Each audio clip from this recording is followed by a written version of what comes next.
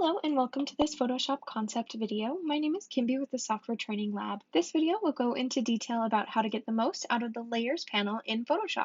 Before we get into the details of layers, it's important to understand what they are. In the default layout of Photoshop, the Layers panel should be present.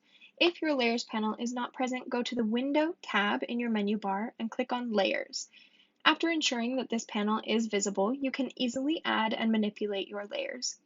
Within the Layers panel, you can create a blank layer by clicking on the plus sign at the bottom. Without the Layers panel, you can create a layer by clicking the Layer tab in the menu bar and selecting New. When you first open Photoshop, there will be a background layer present. If you want to edit this layer, you can click on the padlock to make it adjustable. For right now, I will leave this layer as it is. Now, if I select the Rectangle tool, select the color that I want my shape to be, and draw a rectangle, Photoshop automatically creates a shape layer. Now, if I select the Type tool and add some text to my image, it will create a text layer. I will adjust the color of my text and then use the Move tool to adjust the location. Layers stack on top of each other. Whichever layer is on top will be seen first. In this instance, my text is on top, then my shape, and finally my background.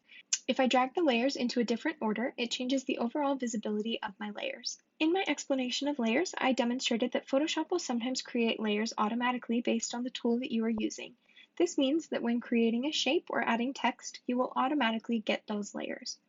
Another type of layer is an adjustment layer. Adjustment layers are used in a similar way to filters.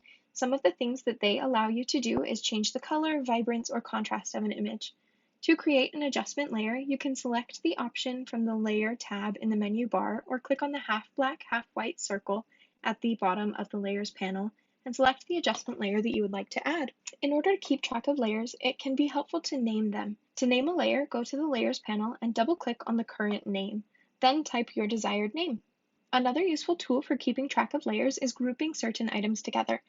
If you want to group multiple layers, you can select them in your Layers panel by holding Control and clicking the ones you want to group. Then use the hotkey Command or Control G to group them. Or select them and right-click on the layers in the panel, then select Group from Layers. Other times you may want to hide a layer so that you have an unobstructed view of a lower image. This can be done by clicking the eyeball in the Layers panel. This hides the specified layer and allows you to edit the lower layers as desired. To unhide the layer, you click on the same location that the eyeball was, and it will reappear. Another option is locking layers. To lock a layer means that it is no longer editable until unlocked. If there is a layer that you want to lock, select the layer and then click on the padlock in the Layers panel. The padlock will then show up on the far right side of the layer. There are two ways to unlock a layer. The first is to select the layer and then click the padlock again. The second is to click on the padlock that appears on the far right side of the layer. Thank you for watching this video about Photoshop layers. If you are interested in learning more, I recommend going to our YouTube page. We have a lot of different videos about Photoshop as well as other programs.